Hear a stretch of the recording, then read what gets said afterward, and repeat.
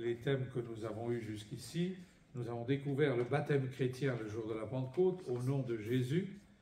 Ce baptême durant lequel, par l'onction du Saint-Crème, nous avons reçu une marque, le caractère baptismal dans notre cœur, la marque du Saint-Esprit qui fait que nous appartenons au Christ Rédempteur et Sauveur. Nous sommes une nouvelle créature. Ce bain du baptême nous a régénérés. Nous sommes renés de l'eau et de l'Esprit. Nous avons vu cela aussi. Et nous sommes devenus, créatures nouvelles, enfants de Dieu. Nous ne sommes plus seulement créatures de Dieu, à l'image de Dieu. Nous sommes devenus enfants de Dieu, à l'image du Christ Jésus. Et aujourd'hui, nous poursuivons. L'Esprit Saint demeure, habite dans notre cœur. Nous allons d'abord contempler cette présence de l'Esprit Saint en Jésus, qui est la source de l'Esprit Saint pour nous tous. L'Esprit de Dieu a parfaitement demeuré d'abord en Jésus. Et nous avons comme récit le récit du baptême de Jésus au Jourdain dans les 3 évangiles synoptiques, Matthieu, Marc et Luc, dont vous aurez sur les feuilles les textes que je vous ai mis en synoptique. Ce baptême, on dit que c'est une théophanie, c'est-à-dire une manifestation de Dieu. Jésus est dans le Jourdain ou sur la rive, ça dépend des synoptiques. Il y a la colombe de l'Esprit Saint qui descend sur Jésus, et il y a la voix de Dieu, le Père, qui désigne Jésus comme son Fils bien-aimé. Donc, une révélation de la Trinité, une manifestation de la Trinité, une théophanie. Voici le récit de Marc. Il advint qu'en ces jours-là, Jésus vint de Nazareth de Galilée, et il fut baptisé dans le Jourdain par Jean. Et aussitôt remontant de l'eau, il vit les cieux se déchirer, et l'Esprit, comme une colombe, descendre sur lui. Et une voix vint des cieux, « Tu es mon Fils bien-aimé, tu as toute ma faveur. » C'est pratiquement le même texte dans Saint Matthieu et dans Saint Luc. Dans Saint Matthieu, c'est Jésus qui, et comme dans Saint Marc, c'est Jésus qui voit l'Esprit de Dieu descendre et demeurer sur lui. Saint Luc l'affirme. L'Esprit Saint descendit sur lui sous une forme corporelle comme une colombe. Une voix venue des cieux dans Saint Matthieu qui parle à la 3e personne, celui-ci est mon Fils bien-aimé, tandis que dans Saint Marc et dans Saint Luc, le Père des cieux s'adresse à Jésus. Tu es mon Fils bien-aimé, moi aujourd'hui je t'ai engendré, tu as toute ma faveur. Mais ces petites différences, en fait, ne changent rien. L'essentiel du texte, la manifestation du Père qui désigne Jésus de Nazareth comme son Fils bien-aimé, la manifestation de l'Esprit Saint qui descend comme une colombe, sont dans les 3 évangiles synoptiques. Théophanie, c'est une manifestation d'un mystère qui était caché, qui existait déjà à Nazareth. Jésus, depuis le premier instant de sa conception, est évidemment le Verbe incarné, le Fils de Dieu fait homme. Il ne devient pas Fils de Dieu au moment de son baptême. Il l'est de toute éternité et c'est lui qui s'est incarné. Mais personne ne le savait, hormis peut-être la Vierge Marie qui sait comment a été conçu l'enfant Jésus et Joseph lui-même, conçu de l'Esprit Saint. La Vierge Marie, dans l'intuition de sa foi, a découvert l'origine mystérieuse, divine de Jésus, son enfant. Mais la Vierge Marie n'avait pas eu la révélation de la Trinité. Elle l'a découvert à partir des paroles de Jésus. Elle a cheminé dans la foi. Mais son intuition de foi, certainement, lui permettait de voir en son Fils, évidemment, le Fils de Dieu, le Fils bien-aimé de Dieu le Père. Depuis le premier instant de sa conception, l'Esprit Saint est dans le cœur de Jésus, le cœur humain de Jésus. Au baptême, ce n'est pas l'arrivée de l'Esprit Saint, comme si avant Jésus n'avait pas eu l'Esprit Saint. Il l'a eu depuis le premier instant de sa conception. Depuis le premier instant de sa conception, Jésus est rempli de sainteté, de la sagesse de Dieu. Jésus porte l'Esprit Saint dans son cœur de petit enfant, d'enfant, d'adolescent, d'adulte, d'homme. Jésus porte l'Esprit Saint et nos frères orientaux utilisent ce mot. Il est bon que vous connaissiez un peu les mots de la théologie. Pneumatophore. Pneumatophore, ça veut dire porteur de l'Esprit Saint. Ceux qui portent le Christ sont Christophores. Hein? Et ceux qui portent l'Esprit Saint, pneumatophores. Pneuma, c'est désigne l'Esprit Saint. Pneumatophore. Bon, peu importe, si vous ne retenez pas le mot, c'est la réalité spirituelle qui est importante.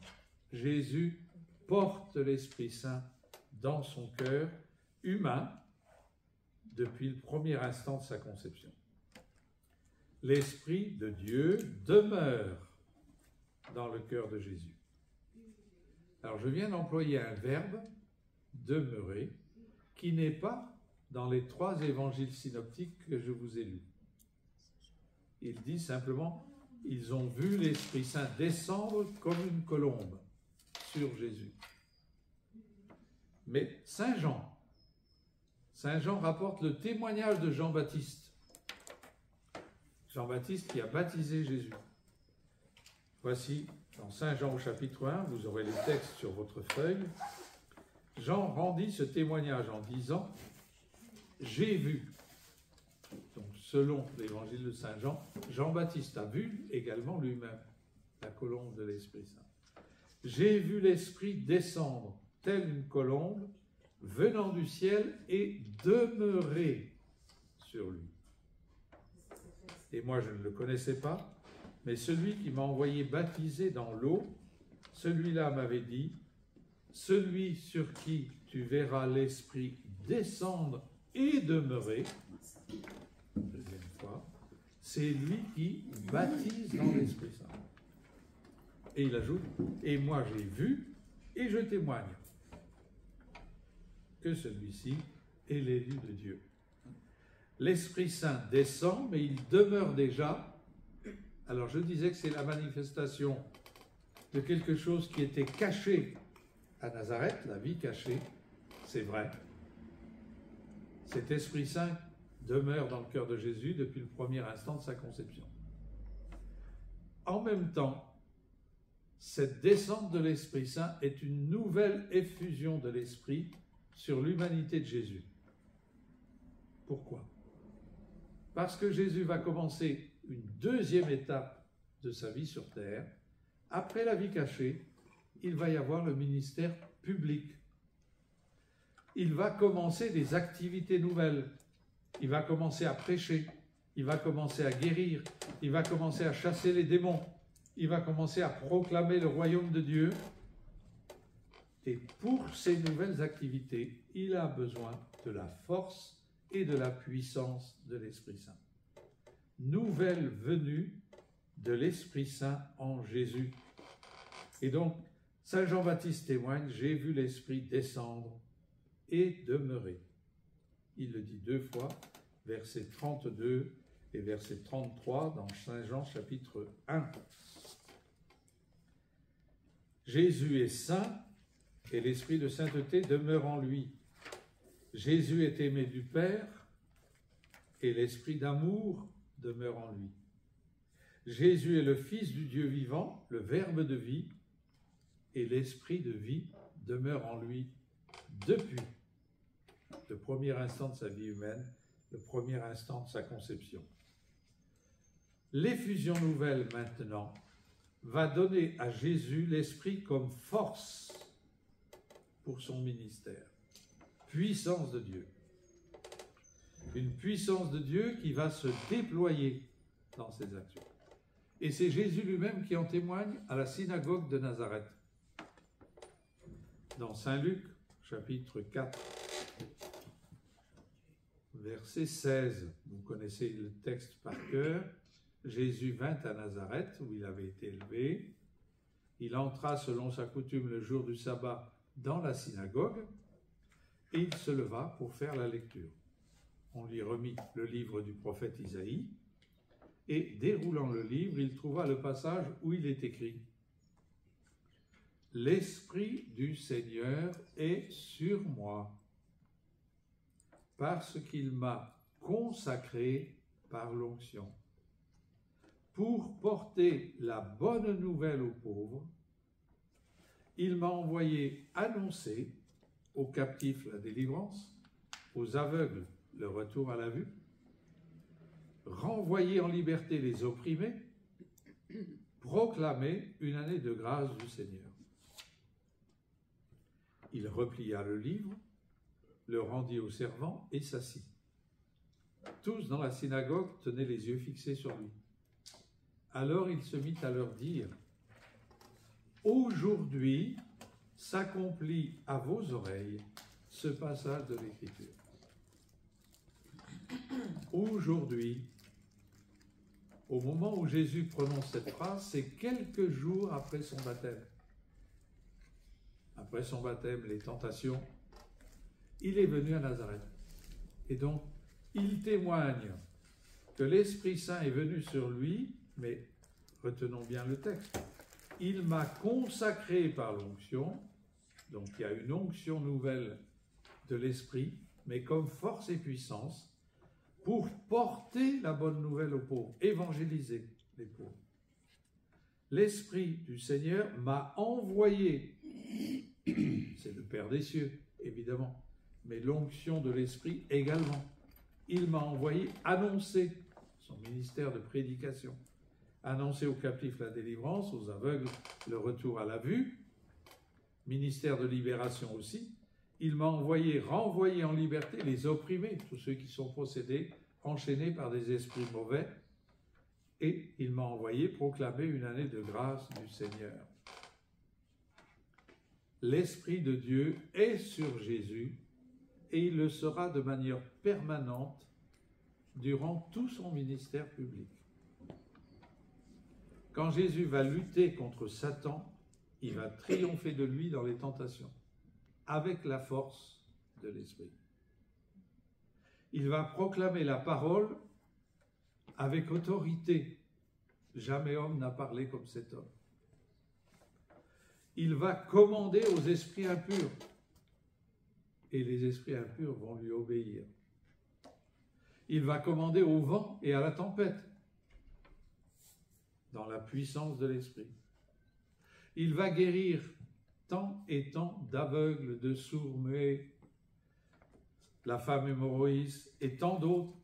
Il va guérir parce qu'une force sortait de lui qui les guérissait tous. La puissance de l'Esprit Saint. Cette puissance qui était demeurée cachée et invisible à Nazareth se déploie dans le ministère de Jésus. Et cet esprit, comme je disais, demeure sur Jésus en permanence. Dans l'Ancien Testament, vous me direz, mais l'Esprit Saint était déjà présent. Et oui, il était présent sur Élie, sur Élisée, Moïse et tant d'autres. C'est vrai. Ils ont reçu l'Esprit Saint pour une mission, le temps de cette mission. L'Esprit Saint est venu sur eux de manière occasionnelle, si je peux dire, pour le moment où ils allaient prêcher. Le reste du temps, l'Esprit Saint n'avait pas besoin d'agir en eux, puisqu'ils n'avaient pas à parler. L'Esprit Saint, autrement dit, était dans l'Ancien Testament d'une présence que les théologiens appellent une présence d'opération, c'est-à-dire d'action. L'Esprit Saint agit. L'Esprit Saint agissait en eux. C'est une présence donc d'opération, d'action intermittente, occasionnelle, ponctuelle. En Jésus, au contraire, l'Esprit Saint demeure en permanence. Jésus porte cet esprit de sainteté, cet esprit de force dont il révélera la venue juste avant l'ascension. Jésus porte l'Esprit de Dieu en permanence. L'Esprit Saint habite et demeure dans son cœur d'homme. Il est, comme je disais, selon le mot de nos frères orientaux, pneumatophore, porteur de l'Esprit Saint. Mais cet esprit ne le garde pas pour lui. Jésus est aussi source de l'Esprit Saint. Il l'a annoncé de manière voilée à travers des images pendant son ministère public, l'image du vent avec Nicodème, l'image de l'eau vive avec la Samaritaine, et puis au temple également de Jérusalem. Il révèle plus explicitement l'Esprit Saint la veille de sa mort au Cénacle, et seulement aux apôtres. Il parle de l'Esprit paraclet, de l'Esprit de vérité. Et avant son ascension, Jésus annonce qu'il va envoyer l'Esprit Saint. D'ici quelques jours, vous serez baptisés dans le Saint-Esprit. Et il ajoute après, vous allez recevoir une force, celle de l'Esprit Saint, et vous serez mes disciples à Jérusalem, dans toute la Judée, la Samarie, et jusqu'aux extrémités de la terre. Et cela se réalise le jour de la Pentecôte. Pierre témoigne, et il témoigne que les apôtres ont reçu, ce qui est affirmé, les langues de feu manifestent effectivement, comme le parler en langue et la publication des merveilles de Dieu. Ça, c'est le 5e de l'iceberg qui manifeste que le cœur des apôtres et de tous ceux qui étaient dans le Cénacle vient d'être rempli de l'Esprit Saint. Alors les gens, vous connaissez la réaction des gens à l'extérieur, ils pensent qu'ils sont ivres à 9 h du matin. Ils ont bu toute la nuit, on dirait au Sénégal du bounouk. Bon, je ne connais pas dans les autres langues, mais je connais... Bon, peu importe, le vin de palme. Ils sont ivres. Et Pierre dit non. Ce qui vient de se passer, c'est la réalisation de la promesse faite par Dieu dans l'Ancien Testament. Et il cite le prophète Joël. Je vous enverrai l'Esprit sur toute chair. Vos fils et vos filles prophétiseront. Et Pierre dit, c'est là ce que vous voyez et entendez. Nous venons de recevoir l'Esprit Saint, l'Esprit de la promesse. Et il le dit plus explicitement dans son discours, donc acte 2, Dieu l'a ressuscité, ce Jésus, c'est le cœur de son message. Dieu l'a ressuscité, ce Jésus, nous en sommes témoins, et maintenant exalté à la droite de Dieu, il a reçu du Père l'Esprit Saint objet de la promesse, c'est là ce que vous voyez et entendez. Il l'a répandu, c'est là ce que vous voyez et entendez. Cet Esprit Saint, il l'avait, il l'a reçu de nouveau en surabondance pour le partager. Il l'a d'abord donné aux apôtres et à ceux qui sont au Cénacle. La foule des 3000 hommes de toutes les nations de pourtour méditerranéen qui s'est rassemblée au bruit du vent a le cœur transpercé par cette prédication de Pierre. Et ils disent à Pierre, mais que devons-nous faire? Que devons-nous faire? Et Pierre leur répond, repentez-vous, c'est-à-dire convertissez-vous. Comme juifs, vous avez condamné Jésus, vous le pensiez qu'il était blasphémateur, Dieu l'a ressuscité. Alors changez votre manière de penser, changez de jugement, changez votre regard sur Jésus. Jésus n'est pas un blasphémateur, Dieu l'a ressuscité. C'est son Fils. Repentez-vous, convertissez-vous, et que chacun se fasse baptiser au nom de Jésus-Christ. La nouveauté du baptême chrétien. Non pas le baptême de Jean-Baptiste, mais le baptême au nom du Christ. Aujourd'hui, nous sommes baptisés au nom du Père, du Fils et du Saint-Esprit. Faites-vous baptiser au nom de Jésus-Christ pour la rémission de vos péchés, le baptême qui lave, et vous recevrez alors le don du Saint-Esprit. Et Pierre précise bien, c'est d'abord pour vous. C'est pour vous qu'est la promesse. C'est pour vous. Et après, des cercles concentriques de plus en plus larges. C'est pour vous qu'est la promesse, ainsi que pour vos enfants, pour tous ceux qui sont au loin, en aussi grand nombre que le Seigneur notre Dieu les appellera. Donc ça a commencé par eux. Accueillant sa parole, ils se firent baptiser. Il s'adjoignit ce jour-là environ 3000 âmes, la naissance de l'Église. Et ils reçoivent l'Esprit Saint. L'Esprit Saint, âme de l'Église, chacun d'eux le reçoit dans son cœur. Jésus répand son Esprit Saint d'abord sur les apôtres et ceux qui sont au Cénacle, et le jour de la Pentecôte sur tous ceux qui se font baptiser au nom du Seigneur Jésus. Et cela, dans les Actes des Apôtres, après, va s'élargir de plus en plus. Je viens de faire ce geste. La promesse, elle est pour vous, pour vos enfants et pour tous ceux qui sont au loin, en aussi grand nombre que le Seigneur voudra. Et dans les Actes des Apôtres, si on regarde bien, ça commence par les Juifs de Jérusalem, autour des apôtres, on vient de le voir, ou les Juifs qui viennent de la diaspora et qui sont rassemblés à Jérusalem. Puis, ensuite, ça concerne les Samaritains, les hérétiques. Philippe, qui va baptiser, et l'eunuque d'Éthiopie. Et ensuite, Pierre est poussé à aller chez Corneille, le centurion romain.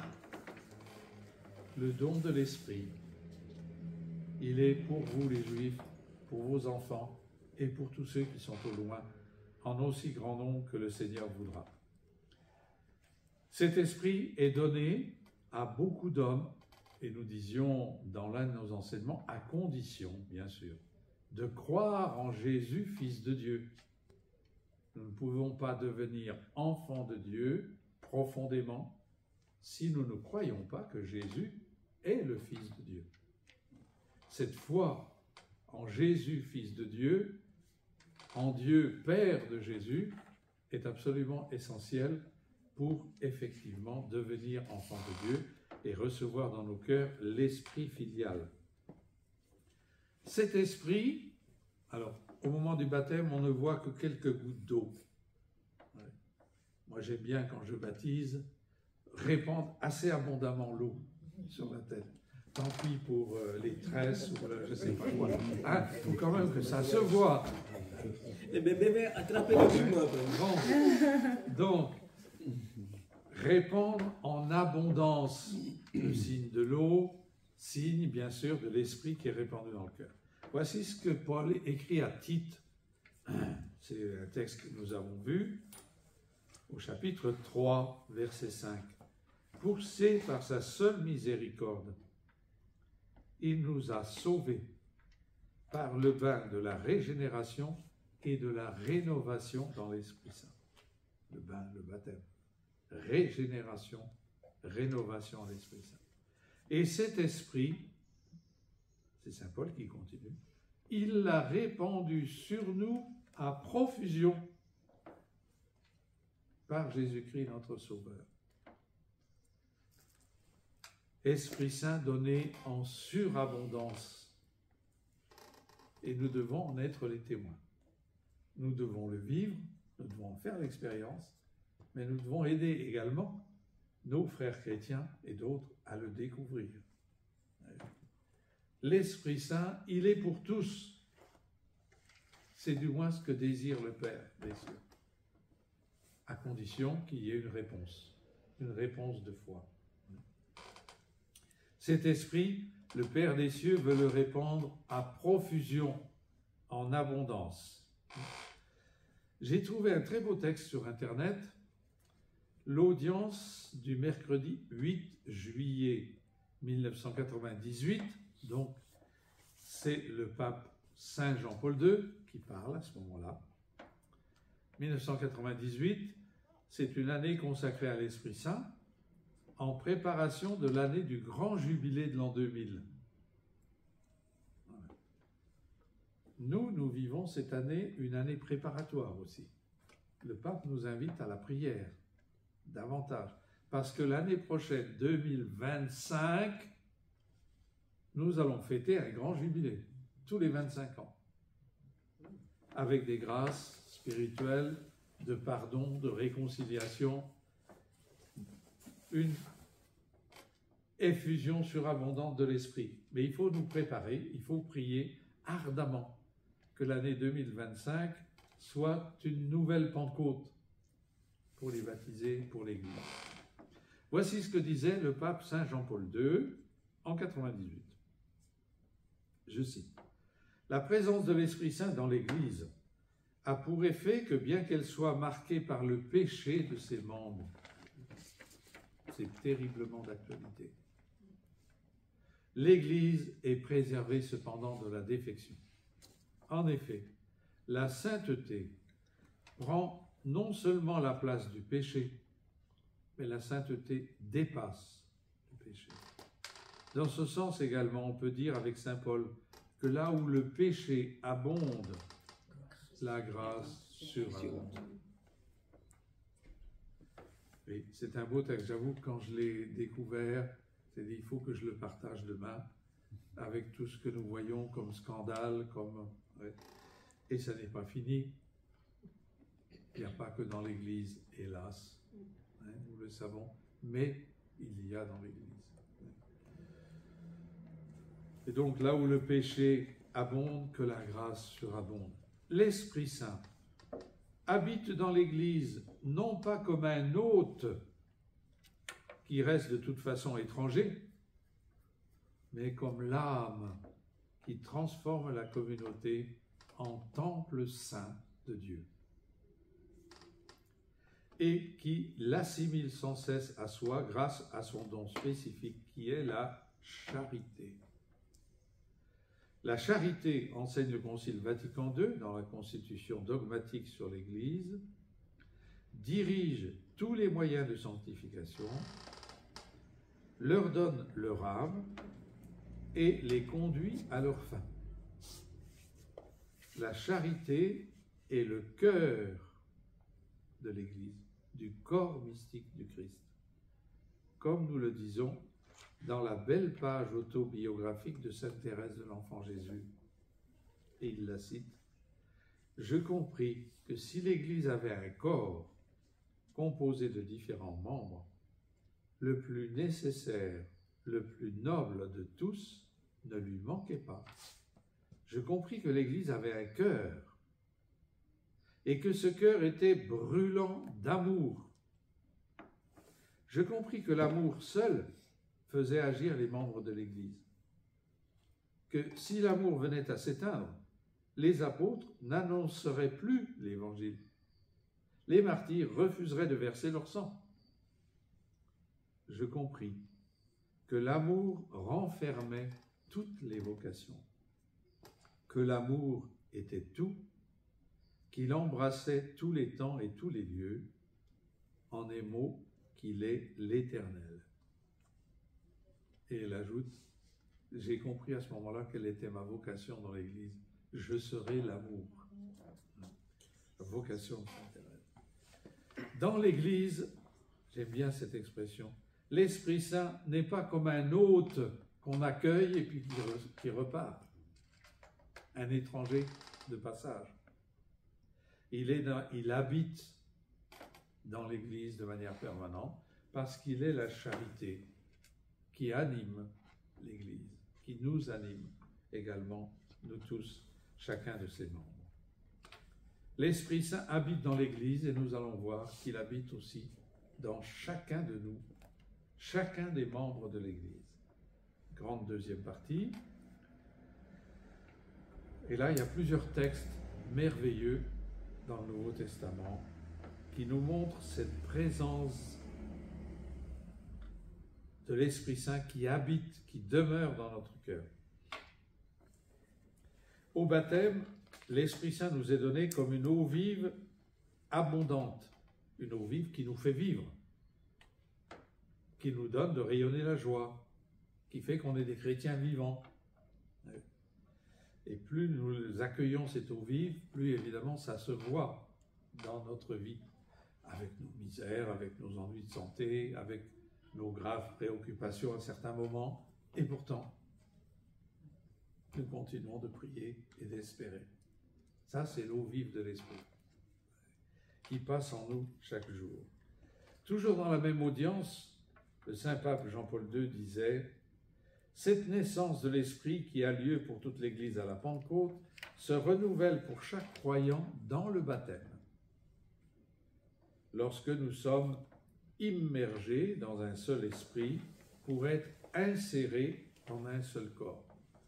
Nous sommes plongés en un seul esprit pour former un seul corps. » Nous lisons chez saint Irénée, je cite, « De même qu'on ne peut faire un seul pain avec de la farine sans eau, nous aussi, qui sommes nombreux, nous pouvions devenir un en Jésus-Christ sans l'eau qui vient du ciel. » Une belle image, l'image du boulanger. Quand il pétrit avec sa pâte, il a besoin de mettre de l'eau pour que les grains de blé, la farine, eh bien, c'est la même chose pour nous. Pour être Église, membres différents que nous sommes, il faut l'eau qui fait l'unité, c'est l'eau vive de l'Esprit Saint. L'eau qui vient du ciel, dit le pape, et qui transforme l'eau du baptême, est l'Esprit Saint. L'eau vive de l'Esprit nous est donnée, mais c'est pour demeurer en nous. Autre point, l'Esprit habite en nous. Alors c'est un texte que je vous ai donné, que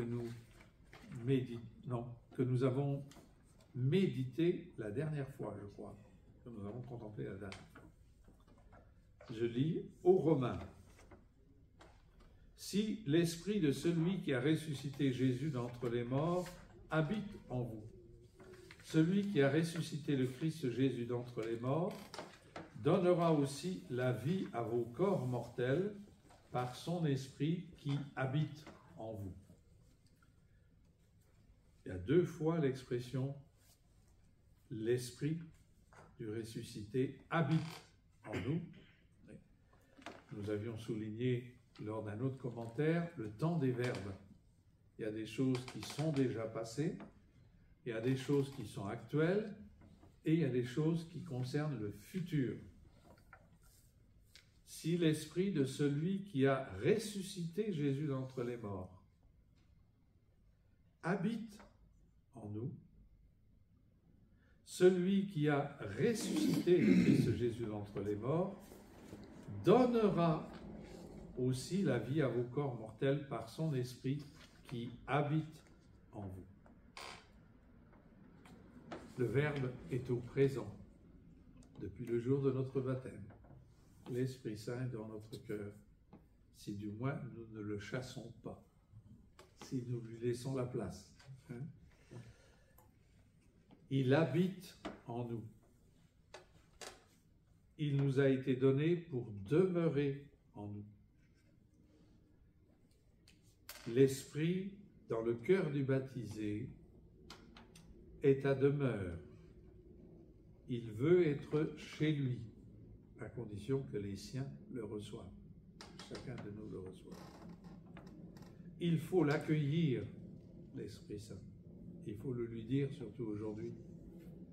Nous avons mis notre main sur notre cœur. C'est une manière de dire, Esprit Saint, habite en moi, demeure en moi, fortifie-moi, sanctifie-moi, remplis-moi de ton amour et de ta lumière. Cet esprit, il faut l'accueillir, lui laisser la place dans notre cœur, dans notre vie. L'Esprit Saint doit se sentir à l'aise dans notre cœur et dans notre vie. Comme quelqu'un que nous accueillons et nous souhaitons qu'il fasse partie de notre famille. L'Esprit Saint doit se sentir à l'aise chez nous. Il doit se sentir à l'aise chez lui dans notre cœur. L'esprit de celui qui a ressuscité Jésus d'entre les morts habite en vous, en nous, nous pourrions dire, ici, maintenant. Ce n'est pas un hôte de passage. L'Esprit Saint n'a pas été envoyé au baptême, puis ensuite, il serait parti. L'Esprit Saint est descendu pour demeurer. Je pense évidemment à la parole de Jésus, descends vite, Zachée. Aujourd'hui, il faut que je demeure chez toi. Mais l'Esprit Saint nous le dit aussi, en parlant chacun notre prénom. Matthieu, Anna, Sophie, Marcelin, Thomas, Liliane, et chacun de nous. Il faut descendre vite. Aujourd'hui, il faut que je demeure chez toi. L'Esprit Saint n'est pas un hôte de passage, ce n'est pas un travailleur saisonnier. Il veut vivre en permanence dans notre cœur. L'Esprit habite en nous. Et cet Esprit, c'est l'Esprit de celui qui a ressuscité Jésus d'entre les morts. C'est un autre aspect. L'Esprit qui nous est donné est un esprit de vie, la puissance de la résurrection. Dans ce texte aux Romains, de manière étonnante, il n'y a pas le mot « Père ». Il ne dit pas « l'Esprit du Père des cieux ». Mais le Père est défini, c'est une belle définition, comme celui qui a ressuscité Jésus d'entre les morts. La plus belle, la plus grande action du Père, qui a ressuscité Jésus d'entre les morts. Esprit de vie. Le Père est défini donc comme celui qui a relevé Jésus d'entre les morts, qui l'a glorifié. Il n'est jamais dit que Jésus se ressuscite lui-même dans le Nouveau Testament. Il est toujours dit que Jésus a été glorifié. Par contre, il est dit que Jésus s'est abaissé jusqu'à la mort. Lui-même a dit oui pour sa mort. Mais la puissance de la résurrection, c'est le Père des cieux qui l'a réalisé pour lui. Le Père a rendu la vie à ce corps supplicié de Jésus enseveli au tombeau. Et le Père a rendu la vie, a ressuscité, a glorifié Jésus, le corps de Jésus, par la puissance de l'Esprit. Esprit de vie, esprit de gloire, rempli des énergies glorifiantes du ressuscité. Esprit rayonnant de la lumière divine. Esprit qui a transfiguré et glorifié Jésus. C'est cet Esprit Saint qui nous est donné et qui habite dans notre cœur. Si l'Esprit de celui qui a ressuscité Jésus d'entre les morts habite en vous. Et donc, il y a déjà chez nous cette puissance de vie, cette puissance de résurrection qui fait qu'on se relève. On peut tomber, on peut devenir tiède à certains moments de notre vie, on peut oublier Jésus, on peut lui tourner le dos, mais l'Esprit Saint est là comme une puissance de vie qui nous relève, qui nous fortifie, qui nous ramène à Jésus et qui fait que nous sommes vivants. Nous avons tous des moments de tristesse, d'accablement, avec des misères corporelles ou autres, des épreuves dans notre vie, c'est vrai. Mais ce qui est merveilleux, c'est que tout d'un coup, le sourire revient sur nos visages. Nous nous mettons à louer le Seigneur. L'Esprit Saint, l'Esprit de celui qui a relevé Jésus d'entre les morts, nous relève, nous aussi. Ce n'est pas l'esprit d'un mort que nous avons reçu, mais l'esprit du vivant, du Seigneur de la vie, du premier-né d'entre les morts.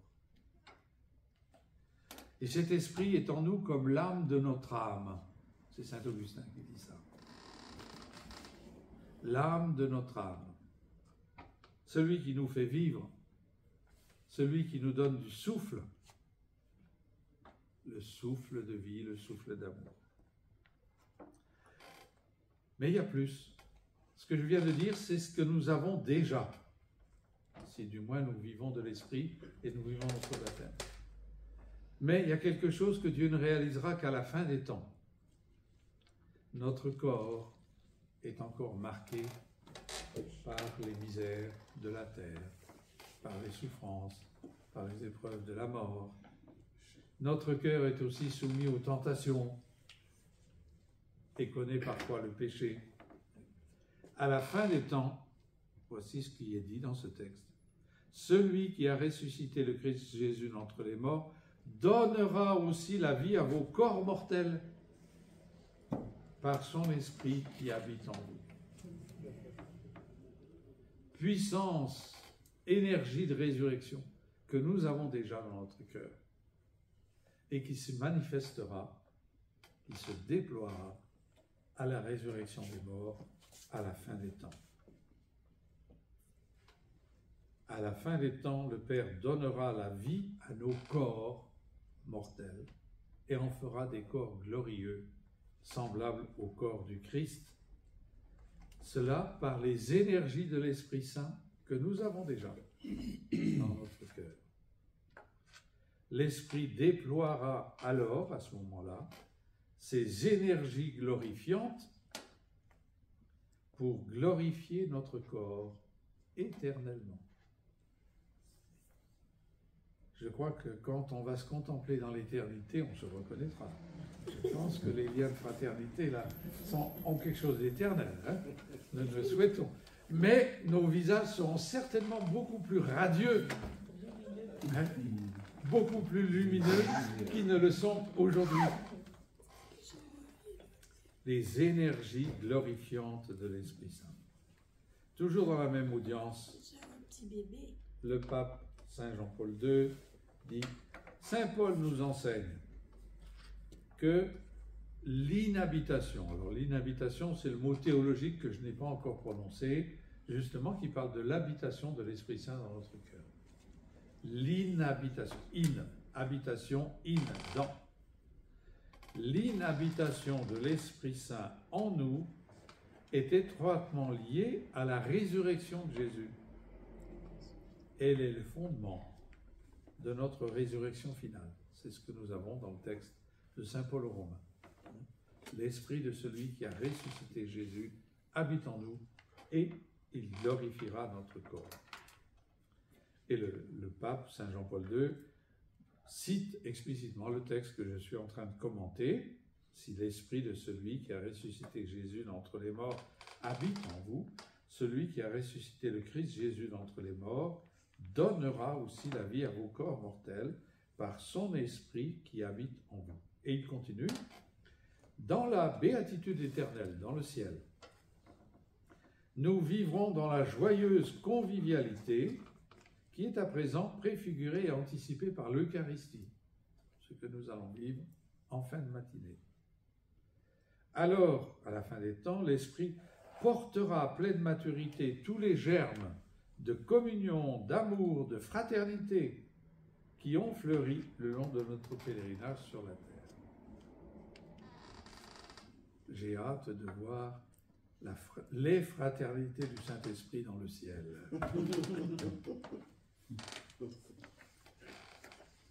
L'Esprit Saint portera à pleine maturité tous les germes de communion, d'amour et de fraternité qui ont fleuri le long de notre pèlerinage terrestre. Comme l'affirme Saint Grégoire de Nice, entourés par l'unité de l'Esprit Saint, comme par le lien de la paix, nous serons tous un seul corps et un seul esprit. Beau texte de Saint Paul aux Romains. Les Romains, c'est des hommes de loi. Et les chrétiens qui vivaient parmi eux étaient marqués.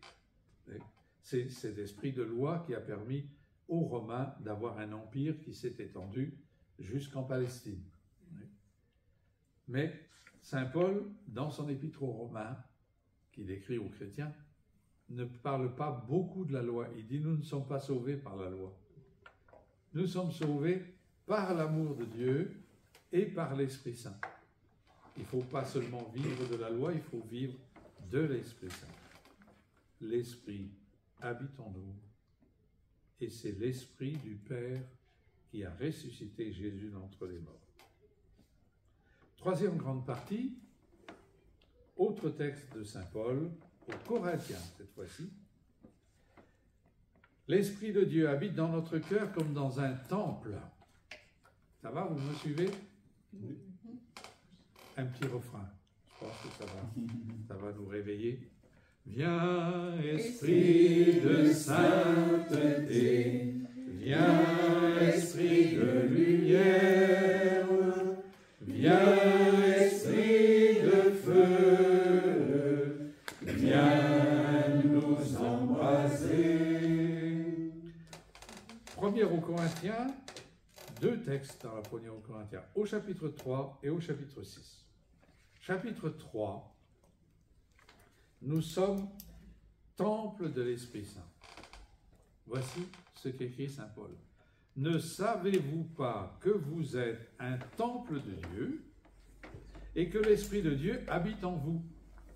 Le temple de Dieu est sacré et le temple, c'est vous. Alors, d'un point de vue grammatical, cette phrase « ne savez-vous pas que », les exégètes nous disent que c'est sans doute un rappel de la catéchèse baptismale, ce qui était enseigné aux catéchumènes pour se préparer au baptême. Ne savez-vous pas que vous devriez vous souvenir que... Et il rappelle une grande vérité de foi qu'ils enseignaient aux catéchumènes. Ne savez-vous pas que vous êtes un temple de Dieu et que l'Esprit habite en vous? Le temple de Dieu est sacré et ce temple, c'est vous. L'Esprit de Dieu habite en chacun des baptisés. Mais avec cette formule nouvelle que nous n'avions pas encore vue, vous êtes un temple de l'Esprit. Un temple de l'Esprit de Dieu qui habite en vous. Ce temple de Dieu est sacré et ce temple de l'Esprit, c'est vous. Nous nous souvenons de la parole de Jésus à la Samaritaine. Le jour viendra où ne sait ni sur cette montagne, le mont Garizim, ni à Jérusalem, que les adorateurs adoreront le Père. Ils adoreront le Père en esprit et en vérité. Le temple, c'est nous. Le temple de Dieu où il est adoré en esprit et en vérité, c'est nous, chacun de nous. Le temple de Jérusalem a été détruit, nous le savons. Il ne reste que le mur des lamentations. Le temple de Dieu, c'est l'Église dans son ensemble, mais c'est aussi chacun de nous baptisé.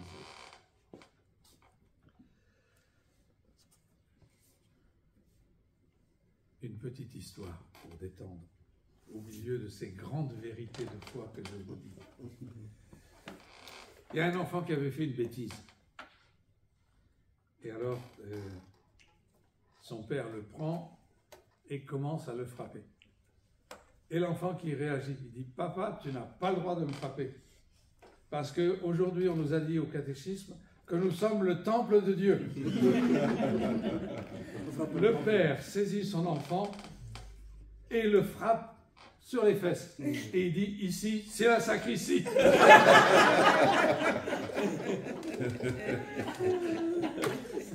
Bon, ceci pour se détendre un petit peu. Ici, c'est la sacristie, donc je peux y aller. Vous êtes le temple de Dieu, le temple de l'Esprit. C'est une grande vérité de foi. Nous sommes temple de Dieu. Et Dieu veut être adoré, veut être aimé en chacun de nous. C'est dans ce temple que nous avons à vivre le culte nouveau, filial, l'amour filial. Vous êtes un temple de Dieu. Saint Paul écrit ça aux Corinthiens. Or, les Corinthiens, c'était le milieu portuaire, milieu commercial. où il se passait beaucoup de choses avec beaucoup de désordres moraux. C'était pas comme à Athènes avec la culture de la philosophie. Hein? C'est le milieu des pauvres, avec tout ce qui s'y passe. Et c'est à eux, les Corinthiens, que saint Paul écrit: vous êtes un temple de Dieu. L'Esprit de Dieu habite en vous. Le temple de Dieu est sacré, ce temple c'est vous. Il n'a pas peur de dire des grandes vérités spirituelles à des gens qui sont peut-être comme des petits-enfants et qui ont besoin de lait. Quelques paragraphes plus loin, chapitre 6, Paul va dire encore une vérité plus forte.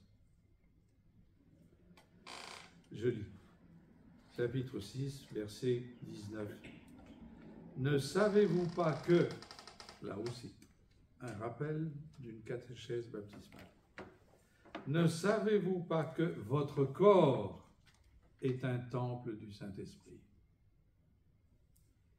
qui est en vous, que vous tenez de Dieu, que vous ne vous appartenez pas, vous avez bel et bien été achetés, glorifiez Dieu dans votre corps. Ne savez-vous pas que votre corps est un temple du Saint-Esprit? C'est pas simplement le cœur. C'est pas simplement le cœur. C'est notre corps qui est temple de l'Esprit. Notre corps, à chacun de nous, est temple de l'Esprit.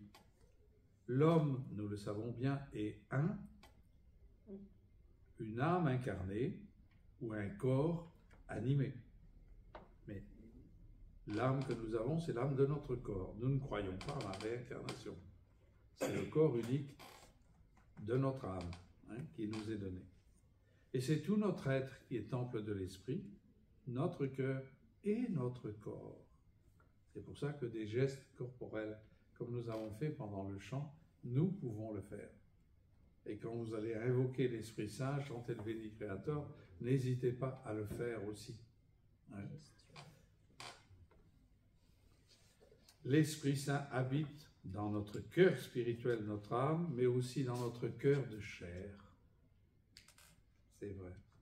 Dans notre corps. Il faut respecter son corps, le corps des autres. Et quand on voit le contexte de cette affirmation, c'est éblouissant. Saint Paul annonce là, proclame une vérité spirituelle très forte, mais juste avant, il a fait un reproche. Il y a quelqu'un à Corinthe, baptisé, il disait: maintenant je suis libre. Je peux faire ce que je veux, je suis libre. Et il couchait avec la femme de son père. Alors, Paul est obligé de réagir, évidemment, et il l'a invité à se convertir. Je crois qu'il ne l'a pas fait, donc il lui a lancé une malédiction. Et il dit: tout est permis, c'est vrai, à des enfants de Dieu, mais tout n'est pas profitable. Tout m'est permis, mais je ne me laisserai pas, moi, dominer par rien, par la chair. Les aliments sont pour le ventre et le ventre pour les aliments. Dieu détruira ceux-ci comme celui-là. Mais le corps n'est pas pour la fornication, l'impureté. Il est pour le Seigneur et le Seigneur pour le corps. Et Dieu qui a ressuscité le Seigneur nous ressuscitera, nous aussi, par sa puissance. Ne savez-vous pas que vos corps sont des membres du Christ? Et moi, j'irai prendre les membres du Christ pour en faire des membres de prostituées? Jamais de la vie. Ou bien ne savez-vous pas que celui qui s'unit à la prostituée n'est avec elle qu'un seul corps? Car il est dit, les deux ne feront qu'une seule chair. Celui qui s'unit au Seigneur, au contraire, n'est avec lui qu'un seul esprit. Fuyez la fornication. Tout péché que l'homme peut commettre est extérieur à son corps. Celui qui fornique pêche contre son propre corps. Et c'est là qu'il dit, vous voyez le contexte, ne savez-vous pas que votre corps est un temple du Saint-Esprit? Vous avez bel et bien été acheté, glorifiez Dieu dans votre corps. pécher avec son corps, c'est vrai, et j'ai pensé au grave scandale de pédophilie.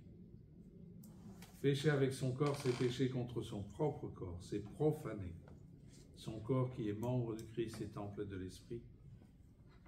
Mais pécher avec le corps d'un baptisé, surtout des enfants, c'est profaner son corps qui est membre du Christ et temple de l'Esprit.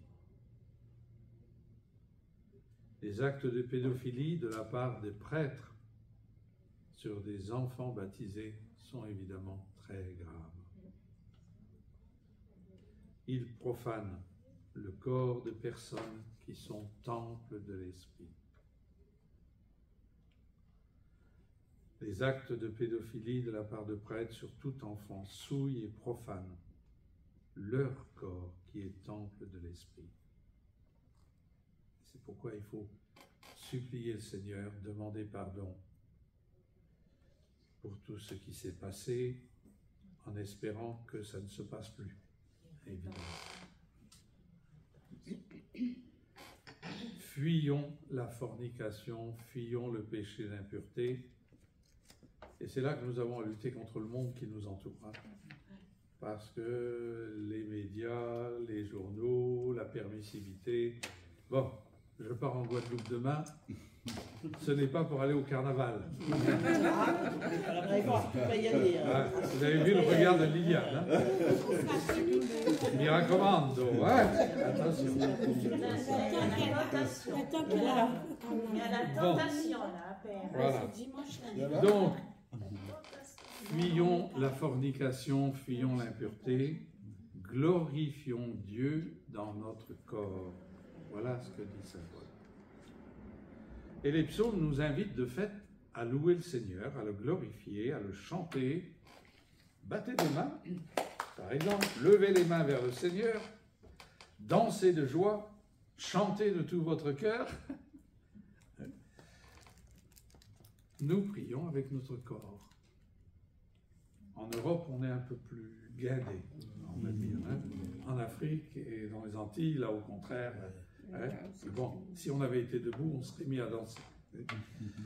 L'Esprit nous aide à prier avec notre corps. Glorifions Dieu, glorifiez Dieu dans votre corps.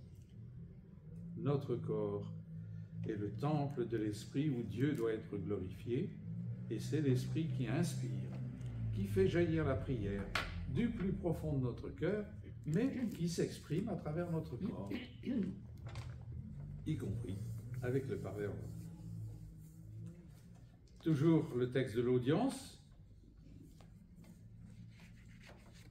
L'Esprit qui habite dans l'Église demeure également dans le cœur de chaque fidèle. Il est le, ça c'est une expression que nous chantons dans le Veni Creator, Dulcis hospes anime. Je traduis tout de suite parce que je pense que... Qui a fait du latin ici? Personne, sauf moi. Bon, alors quand on chante le latin, on ne comprend pas toujours ce qu'on chante.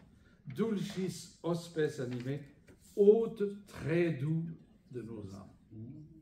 Hospes, l'hôte, dulcis, très doux, animé de nos âmes. Hôte très doux de nos âmes. L'Esprit habite.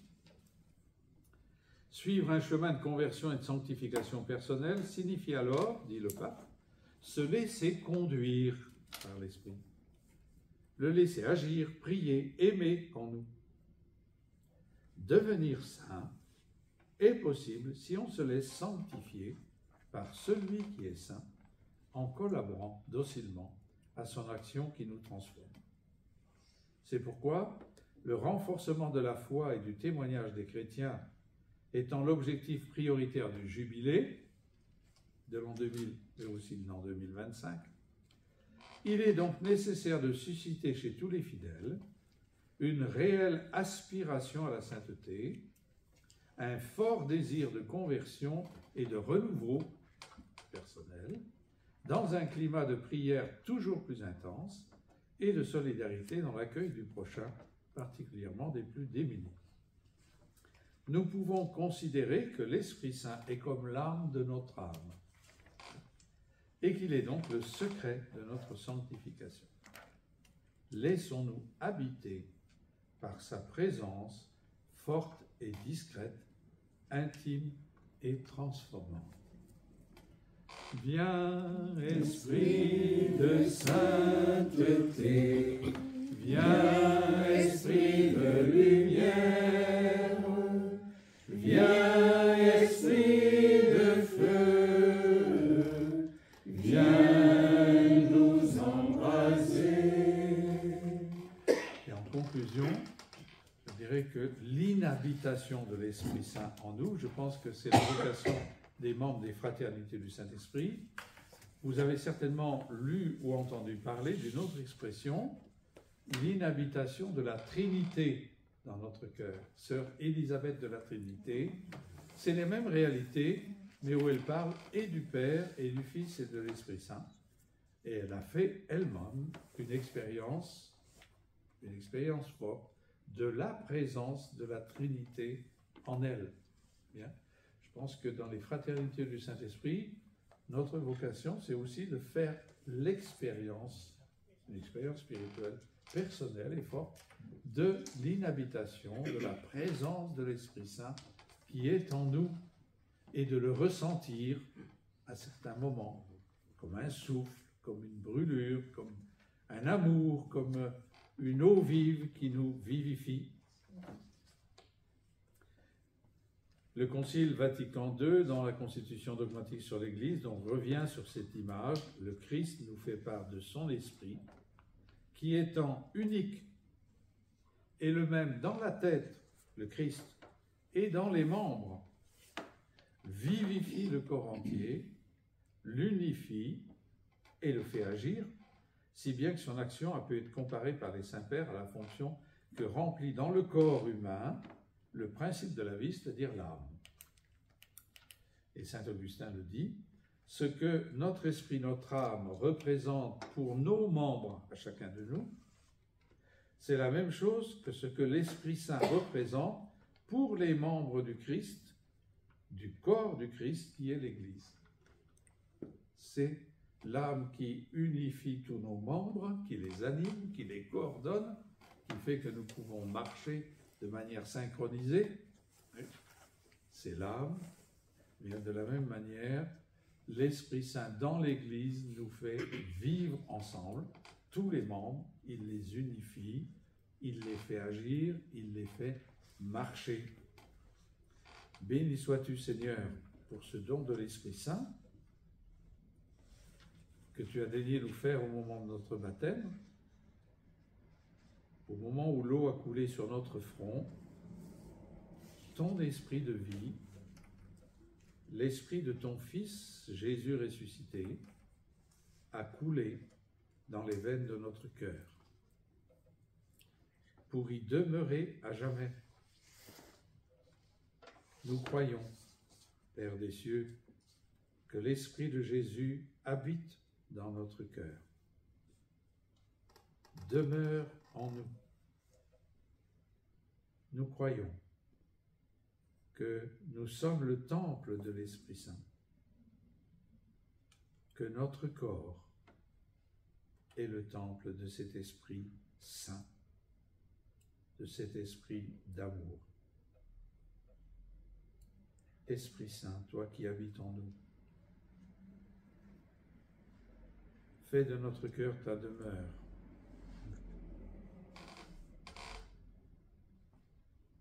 Sois chez toi, pas simplement comme un autre qui passe, un travailleur qui vient pour agir, mais sois comme celui qui vient et qui demeure. Prends toute la place. Réjouis-toi dans notre cœur, que notre vie te réjouisse. Garde-nous, Esprit Saint, de te contrister. Que par l'amour qui brûle notre cœur pour Jésus et pour nos frères les hommes, que cet amour te donne de la joie. Que tu sois heureux de vivre dans notre cœur, aujourd'hui et pour les siècles des siècles. Amen. Viens, Esprit de sainteté,